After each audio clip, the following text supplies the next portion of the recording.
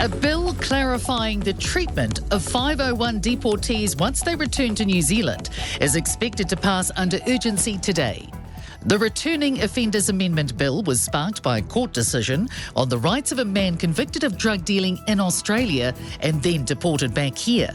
It ensures deportees end up in roughly the same position they'd have been had they offended in New Zealand. Justice Minister Kitty Allen says people would expect some level of oversight on the criminal's release. We as good governors have to respond to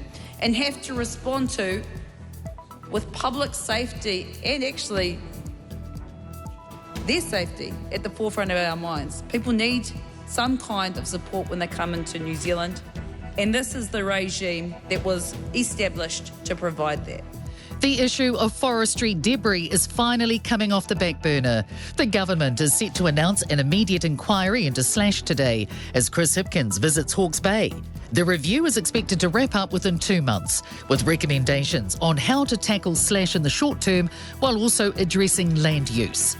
Victoria University climate expert Nathaniel Melia says something could have been done a long time ago. It was clear from the 2019 Tolaga Bay debris flow and slash flooding there that occurred on Queen's Birthday weekend that we were going to have a serious problem here. The government says extending its transport support package directly helps those on low to medium incomes. The Road User Charges Amendment Bill passed all stages in Parliament last night. It extends the RUC discount until June 30, with the 25 cents a litre petrol excise duty cut also pushed out to the end of June, as is half-price public transport. Transport Minister Michael Wood says specific benefits will flow through to households. He says a household with a car with a 60-litre tank will save $17 every time it's filled up. Regions devastated by Cyclone Gabrielle are in the firing line for more wet weather today. A heavy rain watch is in place for Wairarapa, and watches have been issued for Hawke's Bay from 10 a.m. and Gisborne from 2 p.m. Massey University Emergency Management lecturer Lauren Vanell says the forecasts will be tough for people suffering disaster fatigue. These communities are already stressed, exhausted and still processing what they've already been through. It might be hard for them to take on more information, including warnings, and motivate themselves to prepare. About 3,000 households remain without power in Hawke's Bay, mostly in outlying rural areas. The number of people who remain uncontactable sits at 346.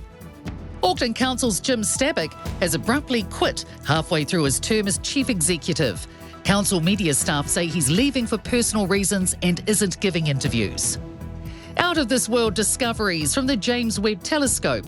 Researchers have observed massive galaxies at the beginning of time, up to 100 billion times the mass of the Sun. They could contain more mass than was thought to exist in the entire universe at that time. Swinburne University of Technology Associate Professor Ivo Labe says they're looking at light that's been travelling for billions of years. The universe is really a sort of a time machine that allows you to take pictures of the past. And this goes very, very far in the sense that you can look all the way back to the Big Bang. Thanks for checking out our YouTube channel. To stay up to date with all the latest news from the New Zealand Herald, click the subscribe button below or check out one of the videos here, and head over to nzherald.co.nz for more details on these stories and more.